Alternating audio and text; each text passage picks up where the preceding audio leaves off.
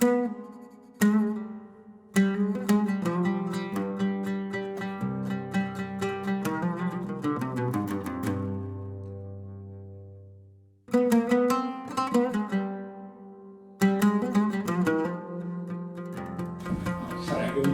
est un essayiste, un romancier algérien, auteur de 14 ouvrages. Et ce soir, l'intitulé de la conférence, c'est « Le voyage des mots arabes dans la langue française ». Voilà. Elle est belle, elle n'est pas d'ici, elle n'est pas d'Algérie. Elle vient d'Afrique du Sud. Non. Quel rapport avec... Bon, j'ai pas trouvé la belle bouteille, vous savez, bien au flanc et tout. Vous parlez. Pardon? Original, vous parlez. Voilà, très bien, monsieur. Voilà. Oui. Alors, au IXe siècle, l'expansion musulmane est arrivée donc en Perse, et au retour, donc comme ils avaient occupé aussi la Sicile, ils avaient ramené donc le fruit naranj.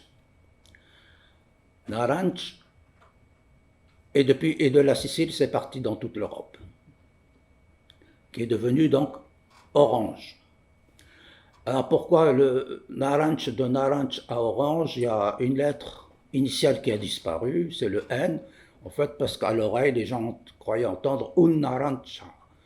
Le N de l'article, si vous voulez, est resté, est parti plutôt de naranj, est resté aranj, et peu à peu c'est devenu Mell'arancia en italien, hein? Mella c'est pomme d'orange. Et on a bien sûr, dans mes recherches, je trouvais que l'origine, pendant longtemps, a été celle de la ville, ce qui est absolument faux. Orange, donc en France, je me dis si c'est pas l'inverse, si c'est pas le nom de la ville qui serait venu du fruit. Mais alors de Sicile, donc c'est parti, mais seulement c'était l'orange amère. 9e siècle, il faut attendre le 16e siècle pour que les Portugais ramènent de Chine l'orange douce.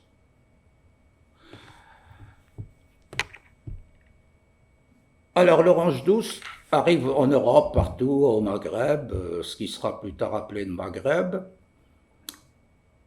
Et quand vous cherchez dans les dictionnaires arabes, vous trouvez le mot pour orange, vous trouvez Bortoqal. Ça vient de Portugal, quoi. Bon. Donc voilà, donc l'orange en arabe littéraire se nomme Bortoqal, puisque vous savez certainement que le P n'existe pas en arabe, donc Bortoqal. Mais quand même, dans ma région et dans d'autres régions, je suppose, d'Algérie, on dit ni naranj ni Bortoqal. On dit China. China, ça renvoie à Chine. Vous vous rendez compte, c'est pour ça que je parle de voyage, des mots parce que les mots voyagent avec les objets, avec les fruits. En 1956, un pied noir de Boufarik achète lors d'une foire à Marseille un brevet d'une texture inventée par un pharmacien de Valencia, en Espagne, et qui s'appelait Naranjena. Et c'est ça qui a donné Orangina. Vous vous rendez compte comment on revient presque à la source, le nom de Orangina, à Naranjina, Naranj. Voilà pourquoi ce voyage extraordinaire qui, entre-temps, même dans les dictionnaires les plus sérieux, et même les dictionnaires contemporains, j'allais dire vous cache, mais en tout cas occulte l'origine du mot. Par exemple, hasard, on a toujours dit que ça venait du latin. La plupart des mots, on les ramenait au latin, au grec, à l'italien. Mais 80% des mots là, de mon dictionnaire sont passés par l'italien et l'espagnol. L'espagnol, c'est normal. Et je vous donne un autre exemple extravagant. Magasin. Magasin, en arabe, c'est marzen, qui signifie entrepôt. Comment il s'appelait, même Voltaire et Montaigne employaient le mot magasin, et Montaigne c'était pour dire une réserve quoi, de vivres ou d'armes, hein, magasin.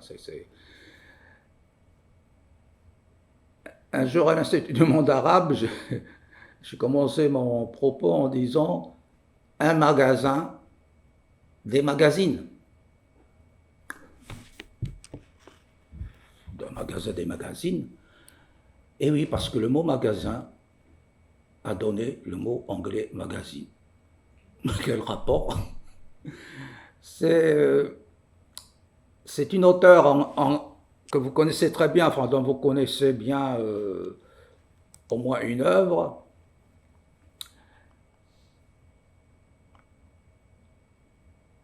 La Belle et la Bête. Jeanne-Marie Le Prince, quelque chose comme ça, qui est parti à Londres et qui commençait à publier des petits fascicules, magasins des enfants, au sens de recueil, quoi, hein, magasin des pauvres, magasin de je sais pas quoi, et petit à petit, c'est devenu à la mode des publications, magasin 2, magasin, et ça a glissé vers magazine, et c'est depuis 1871, je ne sais plus là, que c'est devenu magazine. Ça c'est un autre mot.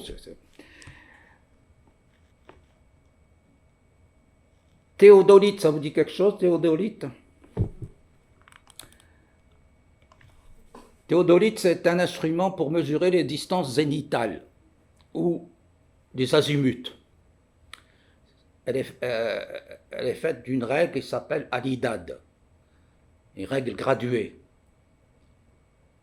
Déjà, je vous dis que zénith et azimut sont des mots d'origine arabe. C'est le même mot arabe qui a donné zénith et azimut. En arabe, samt. Samt, c'est la direction, mais vraiment vers le ciel, quoi. Bon, je vais y revenir. Hein. Moi, je ne pensais pas faire ce dictionnaire. Si on m'avait dit que j'allais mettre 4 années pleines, j'aurais pas commencé. Je pensais faire un répertoire, un truc pour un peu, parce que j'entendais tel mot vient de l'arabe et les gens commençaient à se moquer. Même mon fils, il était pré-ado, il se moquait de moi. Il entendait un mot, papa, je suis sûr qu'il vient de l'arabe. Hein. C'était pour me... Ah, je dis, bon, d'accord. Et plus je trouvais justement qu'on nous cachait des choses, mais j'ai trouvé aussi des étymologistes, des lexicologues qui disaient la vérité. Moi, j'ai beaucoup travaillé avec le dictionnaire de Marcel de Vic et de Gilles Ménage. Gilles Ménage, c'est le XVIIe siècle. Plus vous vous approchez du XIXe siècle, plus les dictionnaires sont zappés un peu la langue. Le XIXe siècle, ça a été le siècle des colonisations. Et on l'appelait pourtant le siècle des dictionnaires, ce qui est vrai. Hein. Et le XVIIe siècle, même plus loin, XVIe, j'ai trouvé des mots chez Rabelais, et Rabelais, ce que l'on ignore, a été initié à l'arabe. C'est lui qui le dit, hein, c'est personne, c'est lui. Rabelais a été initié à l'arabe à Rome et à Montpellier. Vous savez qu'il est pour la médecine, c'était les Juifs et les Arabes qui enseignaient à Montpellier. Donc voilà. Donc c'est ça qui m'a amené à faire ce gros dictionnaire. Et vous ne pouvez pas écrire n'importe quoi. C'est un sujet délicat quand même. Vous ne pouvez pas dire que tel mot vient de l'arabe, il faut le prouver. Il faut tirer le fil. Quand Fénelon disait « Notre langue n'est qu'un mélange de grec, de latin et de tudesque », et il ajoute quelques restes confus de gaulois. Alors c'est sur ces restes confus de gaulois qu'une grande linguiste française, Henriette Walter, en fait c'est elle qui a commencé à travailler sur les mots français venus d'ailleurs, c'est le titre d'ailleurs, Henriette Walter avec son mari. Elle se plaint toujours qu'on ne cite pas son mari, Walter. Donc selon ces statistiques, Henriette Walter dit « L'ensemble des mots français sûrement venus du gaulois pourrait composer une petite liste de plusieurs dizaines d'unités. » Et elle ajoute « Une très minime partie seulement a survécu en français. » Elle a compté 25 mots dont l'origine gauloise est sûre, 25 mots, sûrs, 20 mots dont l'origine est vraisemblable, et 47 mots dont l'origine n'est pas absolument invraisemblable. Soit un total, j'ai calculé, 92 mots que le français aurait conservé du gaulois.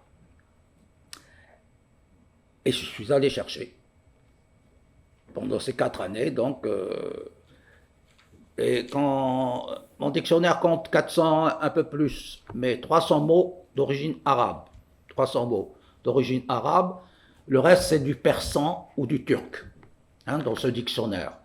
Pourquoi je les ai mis? Parce que c'est l'arabe qui les a passés au français. Orange, par exemple, c'est persan, mais l'arabe l'a pris et il l'a passé au français. Donc c'est comme ça. Le mot gilet est un mot turc que l'arabe a pris et après c'est passé au français. C'est 300 mots français, ce qui représente un certain pourcentage. Et Henriette Walter a fait le calcul des mots français venus de l'étranger. Sur 35 000 mots, je ne savais pas, moi, vous ne le savez peut-être pas non plus. Donc d'après elle, quand on parle le français, disons en moyenne, nous utilisons 35 000 mots. Sur les 35 000 mots d'emploi moyen, elle a calculé il y a 4192 mots, 4192 qui viennent de langues étrangères. Sur ces 4192, 25% viennent de l'anglais, 16% de l'italien, 13% on n'y pense pas, du germanique,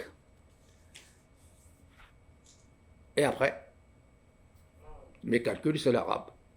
Disons à peu près 7%.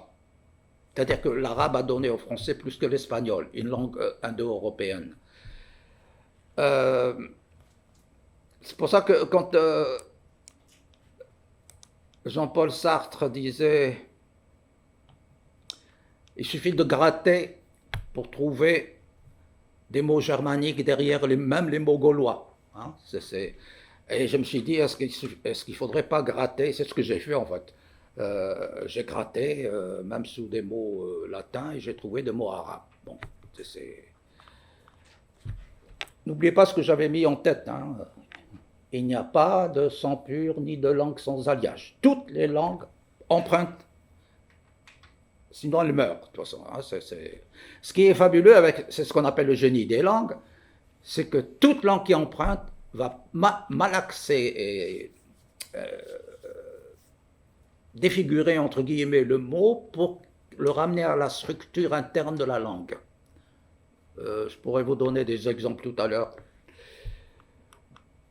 Alors, quand j'ai découvert j'ai calculé donc entre les mots d'origine gauloise, 92, c'est ça, et les mots d'origine arabe, plus de 300, j'en ai déduit une formule que vous avez déjà peut-être entendu, que des universitaires ont repris sans citer leurs sources, alors que moi, ça m'a demandé des mois et des mois de calcul, de recherche.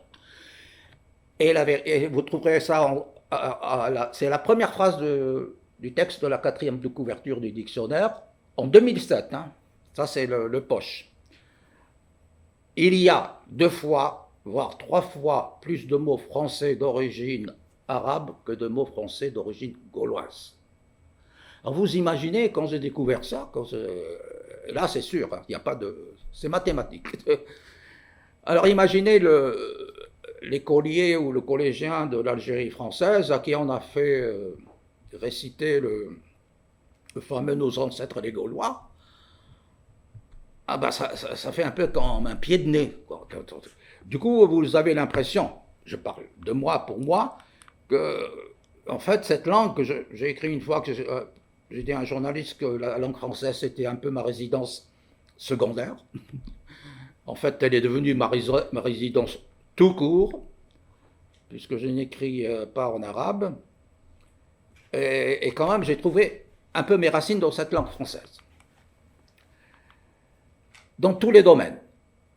L'architecture, l'art vestimentaire, l'astronomie, la zoologie, l'agriculture, l'herboristerie, l'hippologie, alors là, l'hippologie, tout ce qui est cheval et tout, c'est l'informatique, bien sûr, la marine, les mathématiques, évidemment, la médecine, beaucoup de mots de la médecine, la minéralogie, la pharmacie, etc.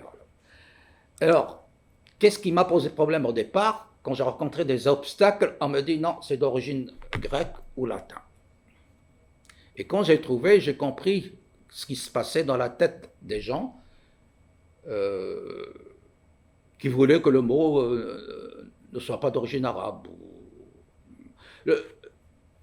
Qu'il soit d'origine persane, ça ne dérangeait pas, au fait. Hein, parce que le persan fait partie de la famille indo-européenne. Donc, une sous-classe, si vous voulez, de indo-arien. L'iranien, c'est ça. Hein, le persan n'est pas une langue sémitique. Et quand on dit d'origine persane ou hébraïque, l'hébreu, le grec et tout passaient très bien. L'hébreu parce que, comme dit quelqu'un, c'est la langue de Dieu. Quoi. Et ce qui n'est pas sûr, peut-être que c'est l'araméen, je ne sais pas. Et l'arabe vient après. Alors que l'arabe et l'hébreu sont très très voisines, hein, et qu'un mot venant de l'hébreu peut aussi bien venir de l'arabe. Donc dans tout dictionnaire, d'une manière générale, vous trouvez, je ne parle pas de ceux d'aujourd'hui, peut-être si vous avez des vieux dictionnaires d'il y a 10 ans, vous verrez que vous prenez un dictionnaire d'il y a 15 ans par exemple, le même, le Robert, j'ai du mal à prononcer ce nom.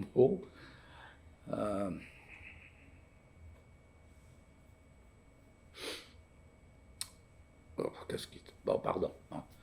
Parce qu'il y a eu un procès contre Alain Ray que j'ai gagné. Donc voilà. À partir de ce dictionnaire, donc ça a demandé 5 ans, excusez-moi, 5 ans de combat contre Alain Ray, sommité.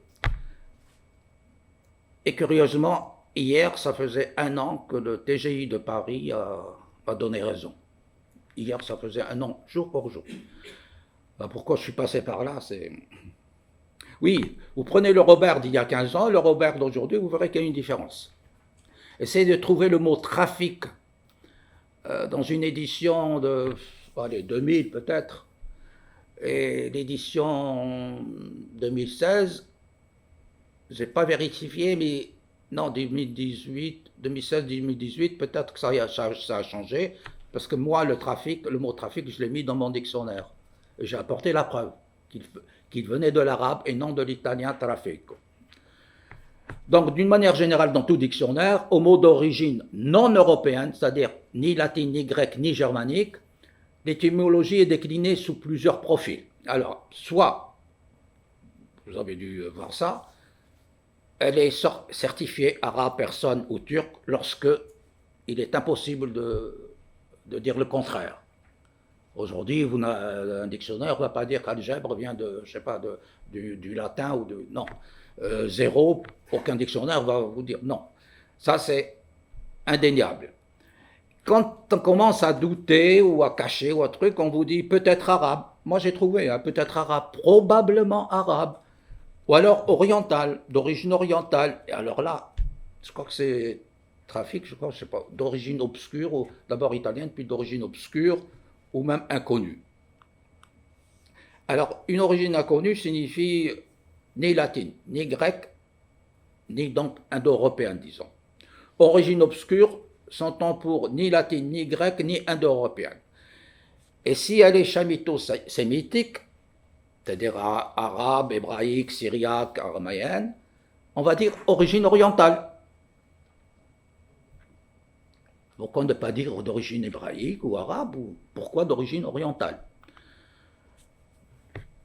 Mais j'ai rencontré quand même, j'ai trouvé des étymologistes scrupuleux qui sont venus rétablir la paternité donc, de pas mal de vocables, dont Marcel de Vic et Gilles Ménage. Pourquoi je vous disais le persan échappé, donc c'est par rapport à la subdivision indo-iranienne. Et la référence qui a fait les faveurs de l'étymologie persane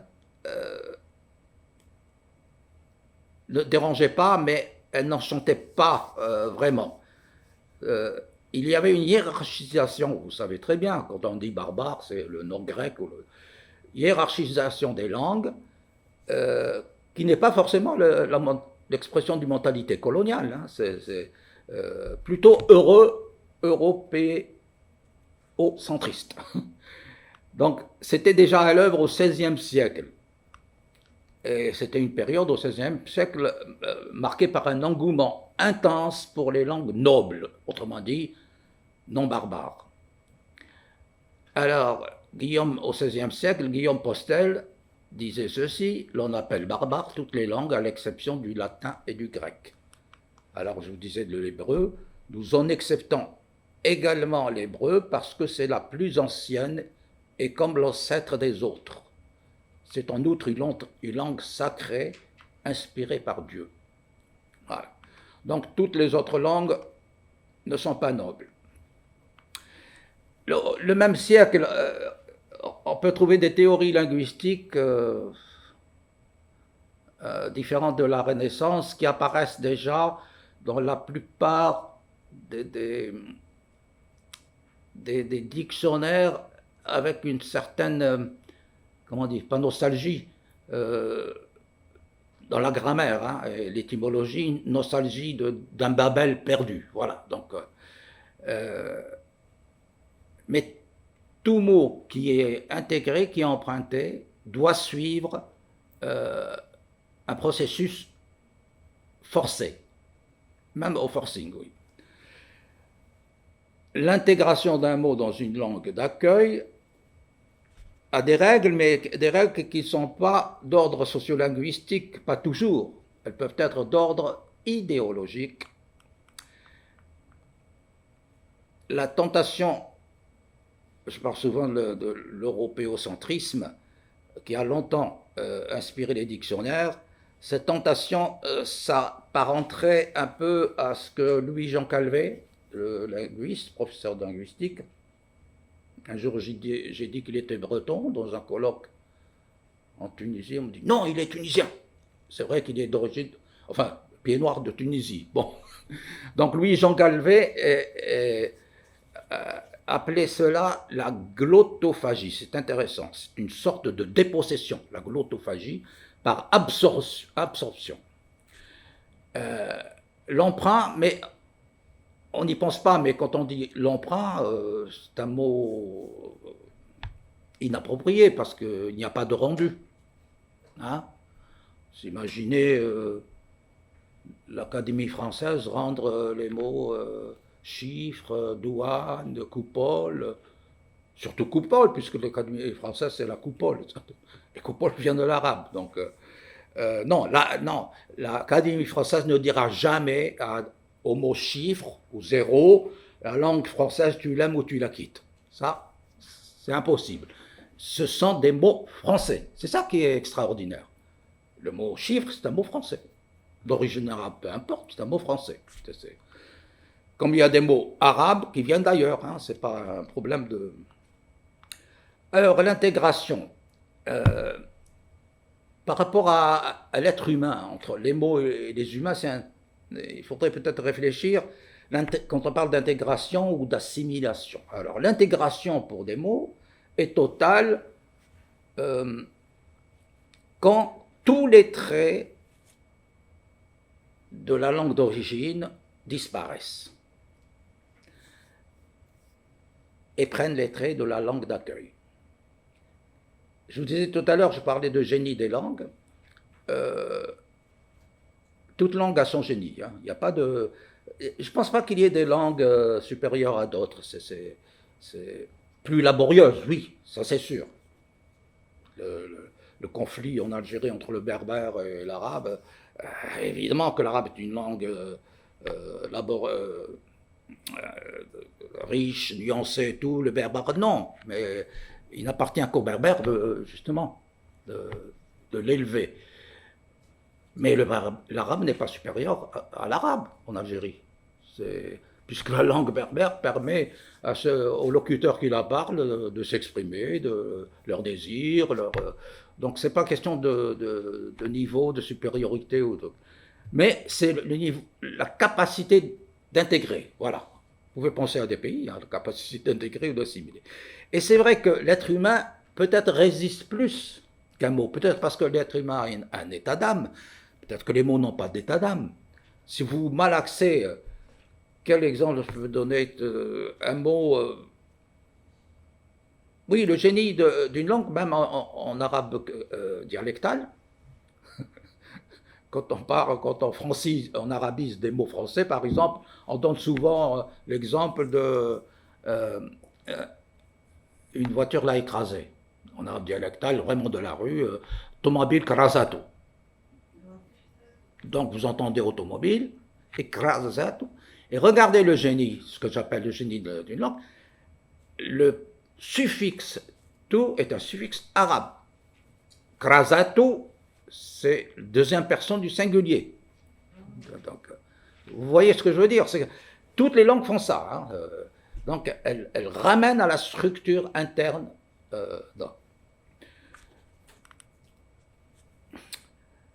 Rémy de Gourmont, l'auteur de Esthétique de la langue française, disait justement, il faut que la langue dévore tous les mots étrangers qui lui sont nécessaires, qu'elle les rende méconnaissables.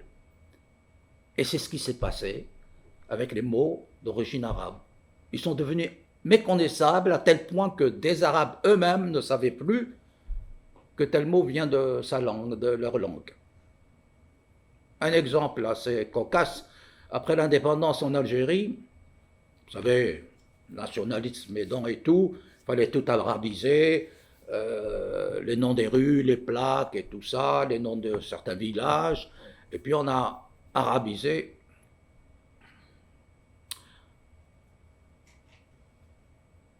une plage célèbre près d'Alger, la Madrague, et on l'a appelée Djemila. Djemila, bon, c'est beau, comme son nom l'indique, d'accord, mais il ne savait pas que le mot Madrague est dans mon dictionnaire. Il vient de l'arabe. Madrague, ça vous dit rien? Madrague est propriété d'une célébrité. Brigitte Bardot. C'est la propriété de Brigitte Bardot. Quand il est sorti mon dictionnaire, une émission sur Inter, sur France Inter avec... elle est décédée. Donc je lui ai raconté ça, que Madrague vient de l'arabe. Il m'a dit, mais c'est la propriété de Brigitte Bardot. Mais elle ne sait pas. Je dis, non, non seulement ça, mais Bardot. Aïe, aïe, aïe. Bardotto, en italien. Vous vous rendez compte, c'est la même origine, Bardo, que Barda. Berda, en arabe. Le Barda, hein, le truc. C'est la même origine. Je ne plaisante pas, c'est très très sérieux. Et ça a donné Bardotto en italien, et puis c'est devenu Bardot. Bon. Alors imaginez Brigitte Bardot avec la madrague, dans la madrague, c'est un peu dur quand même. Donc il y a comme ça des mots que les Arabes eux-mêmes ne savent pas, qui viennent de chez eux. C'est amalgame, ça vient de l'arabe. Alors amalgame, c'est un superbe exemple de... j'ai écrit un article il y a quelque temps, je dis que c'était le mot de la décennie, non? On entend partout amalgame. Arrêtez avec les amalgames, arrêtez. Vous vous rendez compte, il vient de... Même Rabelais l'utilisait. En intervertissant les...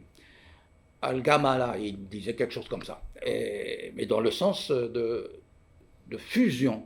Le mot signifiait pour les alchimistes arabes, donc qui étaient de grands alchimistes, fusion. Et de l'arabe, amal jima', amal gima', désigne l'union charnelle, l'union entre un homme et une femme, si vous voulez. Amal jima', c'est l'œuvre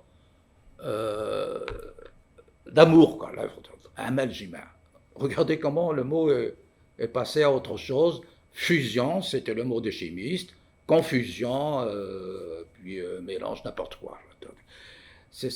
Donc tous ces mots, plein d'Arabes ne savent pas qu'ils viennent de leur langue.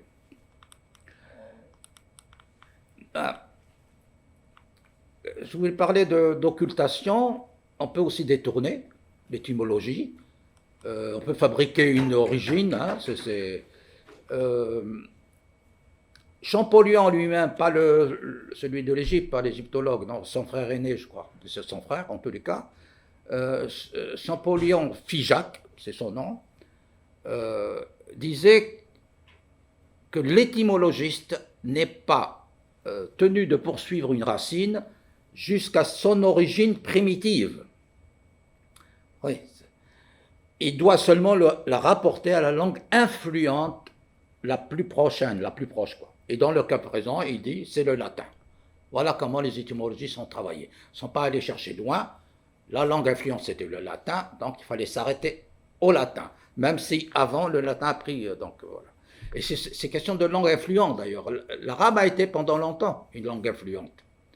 Elle a été utilisée par des scientifiques. Elle a été utilisée même par des... Maïmonide, le grand Maïmonide, a écrit aussi des ouvrages en arabe. Donc, et ça explique sans doute sa place dans les langues internationales.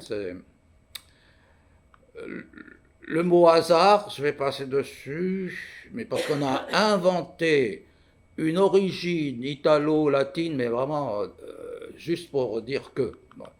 Je vais vous donner quelques exemples pour être plus clair.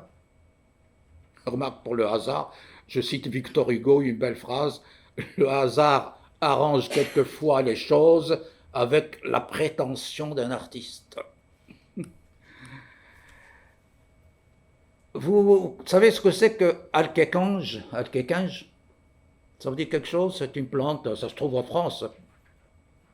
Alkékange, A-L-K-E-K-E-N-G. Bon, je vais vous dire comment elle s'appelle autrement. Cerise d'hiver. On l'appelle aussi l'amour en cage. Ah oui, ça va. Ah, quand même. C'est à partir du moment où il y a le mot amour. Oui, donc c'est le mot des botaniques, c'est alkékange. Et alors, au XVIIe siècle, 17-18e, il y a eu des oppositions. Quoi. Ça vient du latin, ça vient du grec. Et Marcel de Vic s'est mêlé de cette histoire, de cette affaire d'alkékange. En arabe, on dit alkékange. Écoutez, je vais dire, Marcel de Vic, il dit mieux les choses. Quelque répulsion que l'on professe pour toute étymologie française empruntée à l'arabe, il semble qu'on puisse sans regret abandonner à l'idiome sémitique un mot qui se présente sous cet aspect bizarre et difforme, alkékange. Dans un des derniers numéros de la revue, M. Boucherie expose en passant ses doutes relativement à l'origine arabe d'alkékange. et par une série fort ingénieuse d'intermédiaires hypothétiques, il démontre que le malheureux vocable peut très normalement provenir du grec latinisé alikakabus. Soit, mais l'arabe, al-kakanj, dirions-nous qu'il dérive aussi du grec, et que les altérations assurément remarquables subies par ce terme grec dans les gosiers arabes ont conduit identiquement au même résultat que dans les bouches gauloises. Monsieur Boucherie sait assez la phonétique arabe pour reconnaître l'extrême difficulté de cette hypothèse. Sera-ce donc au français que l'arabe aura pris al-kakanj? Et il conclut: mais qui croira qu'au temps d'Avicenne, en plein XIe siècle, la terminologie scientifique arabe fit des emprunts au français? C'est dur, ça. Rémy de Gourmand, dans Esthétique de la langue française, qui cite des mots comme venant de l'allemand ou du portugais. Bergamote. Comme quoi le mot vient du portugais. Maintenant, il vient du turc. En turc, c'est la poire, la meilleure poire, la poire du bey. Beg, amot, c'est la poire, et beg, c'est bey, et beg, bergamote. Il dit que ça vient de l'espagnol, tulipe. Non, ça vient du turc. C'est curieux parce que c'est très simple. En turc, on dit Dulban, Tulban, la tulipe porte un nom qui correspond à un turban. Hein, c'est un peu, vous voyez la tulipe, un peu comme une image de turban. Et donc ça vient du persan que le turc a repris. Donc limon, jasmin et récif vient de l'arabe. Et pas du portugais. Récif, racif. De même, en français, on a dit que un étymologiste français, universitaire plutôt, hein, a dit que le mot chemise viendrait du gaulois. Ben non, il vient de l'arabe. Qamis, qui a donné chemise et qui a donné, curieusement,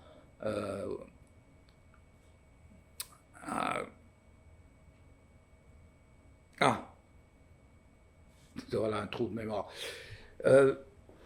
Camisole, pardon. Ouf. Camisole, hein, c'est plus près de camis, hein, camisole. Et alors, curieusement, vous savez qu'en psychiatrie, il y a camisole chimique. Hein, et bien, les deux mots viennent de l'arabe. Quand vous dites camisole chimique, camisole vient de l'arabe, chimie aussi. Donc, pendant longtemps, on a dit aussi qu'on a écrit algorithme, le fameux algorithme, personne maintenant ne conteste l'origine, qui est le nom du mathématicien, hein, Khwarizmi, qu'un Italien a traduit en son essai, donc sous le titre Dixit algorithmi. Et c'est de là qu'est parti le mot algorithme par rapport. Donc, et pendant longtemps, on a écrit algorithme avec Y, R-Y-T-H, pour le rapprocher de rythme. Donc, puis c'est parti. Hein, les itinéraires, je vais vous donner quelques itinéraires. Je vous ai donné Magasin, Orange, Théodolite rapidement. Alors, Albatros, c'est très beau, Albatros. Albatros et Alcatraz ont la même origine. Vous savez, le pénitencier, donc près de San Francisco. Et voilà encore le coup de génie d'une langue. Albatros vient de l'arabe. Al-Qatris, qui a donné Alcatraz.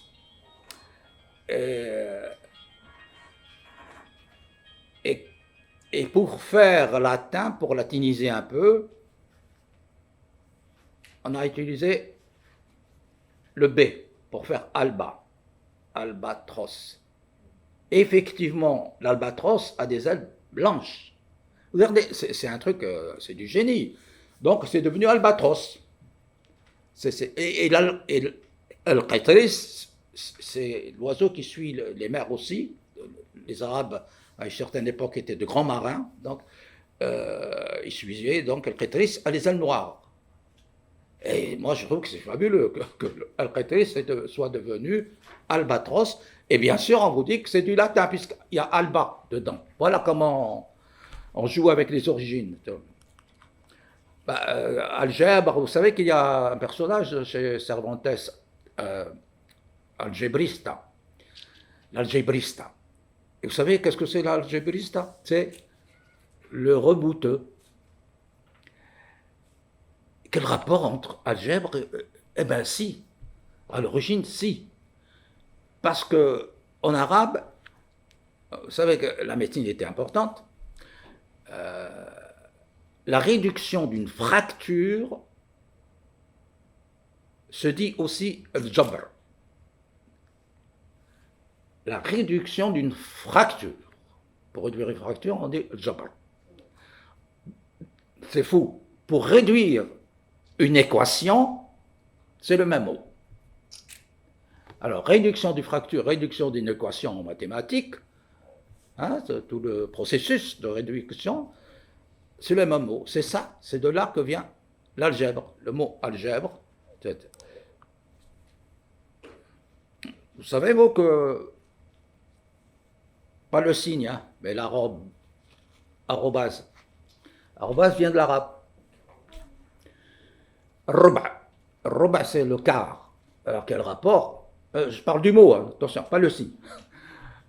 Eh bien, même le signe était utilisé déjà en 1700 et quelques dans un monastère espagnol.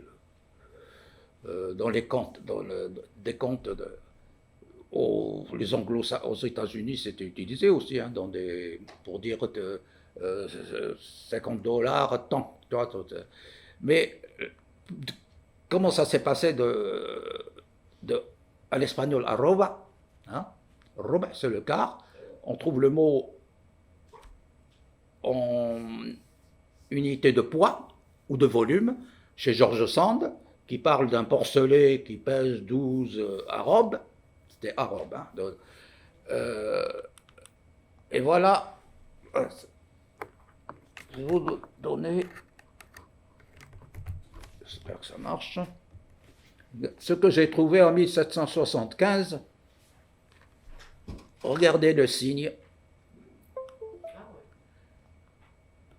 Alors, c'est un cahier d'anecdotes, je vous lisais, du couvent de l'ordre des religieuses déchaussées de la Très Sainte Trinité, fondée en 1798 à la Roda, lieu-dit de la province d'Albacete en Castille.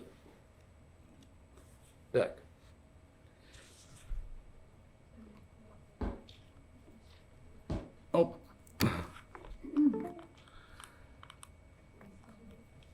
Est-ce que j'ai fini avec arabe ou...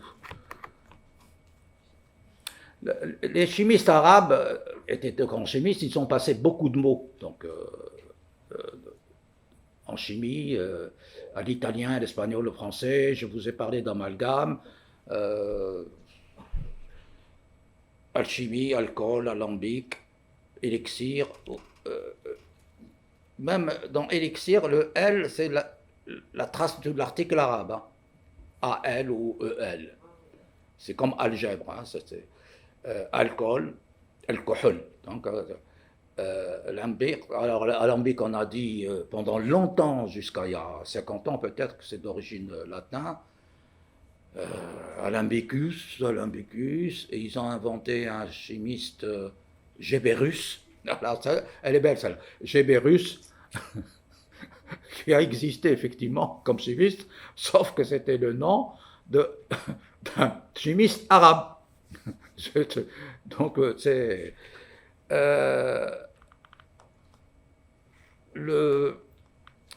la raquette. La raquette, en arabe, ça vient du nom de la pomme, donc de la main. Rah. Et ça ne vous dit rien, la pomme? C'est le jeu de pommes. Vous vous rappelez, il y avait le jeu de pommes, donc c'est pour ça que... Et donc, raquette, ça vient de l'arabe, donc raha. Bien sûr, échec, et maths et tout ça. Je passe sur le café, le sucre, la tasse, le sorbet. Le sorbet, Mocha, c'est la ville du Yémen, là-bas, sorbet, l'alcool. L'ascar, c'est bizarre ça, l'ascar, que l'arabe a pris au persan. Alors celui qui m'a étonné, c'est fanfaron. Ouais, fanfaronner, ça vient de l'arabe. Moi j'aurais dit ça viendrait d'une langue méditerranéenne, sans doute.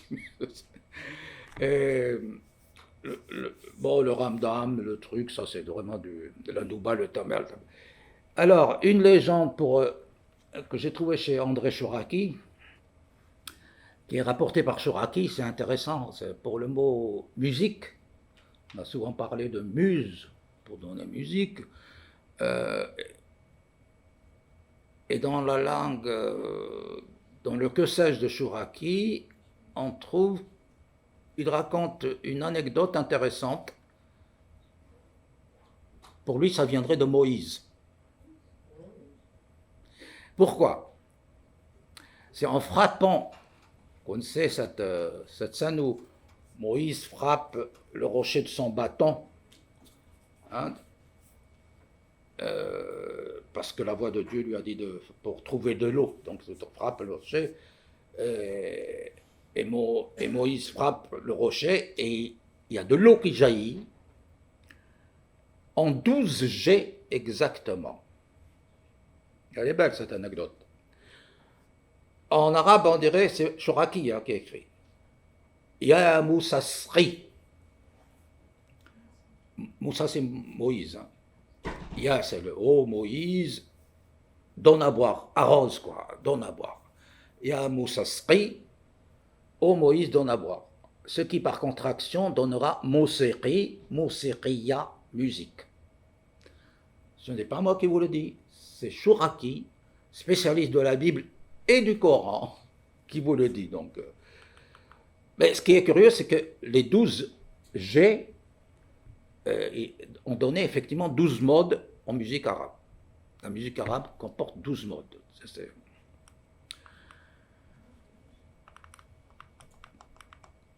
La coupole, bon... je ne sais pas s'il y a des Marocains là, mais... Ils sont partout.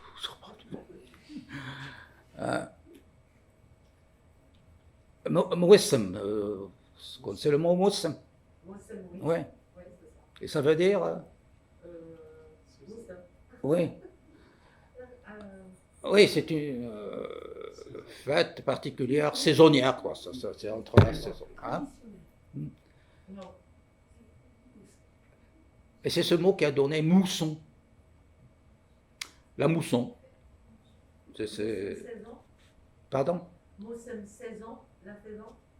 Moussem. Moussem, c'est la saison. Moussem. Non, c'est pas ça. Oh là là. Bah oui. Oui. Parce que ça peut être Moussem, saison, ça peut être Oui, Moussem. oui, saison aussi. Oui, voilà. Oui. Oui, donc c'est un événement saisonnier, quoi, quelque chose comme ça. Je vais raconter. Donc c'est Jeanne-Marie, le prince de Beaumont, j'ai oublié son nom, qui a fait passer magasin à magazine. Donc c'est l'auteur de La Belle et la Bête. Ambre, carmin, cramoisi, c'est même origine cramoisi, carmin. Lapis lazuli, c'est autre chose. Alors, il y a un universitaire français, lui, oui, d'origine tunisienne, de pied noir, Roland Lafitte, qui a fait tout un répertoire de noms d'étoiles d'origine arabe. Près de 500. Il y a près de 500 noms d'étoiles d'origine arabe. C'est Roland Lafitte. Il y en a quelques-unes dans mon dictionnaire. Ce qui est beau, c'est Fomalhaut. Fomalhaut, je ne sais pas si ça vous dit quelque chose, un truc, une étoile, F-O-M-A-L-H-A-U-T-E, Fomalhaut. Et parce que vous savez, les bédouins, le truc, les étoiles des signes, des choses, donc dans le noir, dans le ciel noir. Et cette galaxie faisait comme Fomalhaut, ça vient de Fum el-Hout, la bouche du poisson. effectivement, vous voyez comme un poisson, et là, il y a cette étoile qu'ils ont nommée Foum el Hout, le bouche du poisson. C'est comme ça que les noms d'étoiles sont venus, de aubergine potiron. Je vais vous projeter rapidement mon expo, là, en 15 images, c'est pas long. Orange, je vous l'ai raconté, China, Madrague, les haras pour les chevaux. Hein. Bardo, Clébar, Essed Jabbar qui m'a fait l'honneur d'une préface magnifique au dictionnaire. Elle parle beaucoup des mots qui tournent autour du cheval, de l'équitation et tout. Ça, c'est le panneau de présentation. En fait, c'est l'article publié que Le Monde avait fait à la sortie de mon dictionnaire. Donc, la journaliste commence par dire qu'il y a-t-il de commun entre abricot, baldaquin, divan, il faut voir ça. Pyjama, ça vient du persan. Parce que mon dictionnaire, en fait, le sous-titre, mais vous ne pouvez pas tout mettre en couverture, c'est d'origine arabe, turque et persane. Okay. Mais les 3/4, c'est d'origine arabe.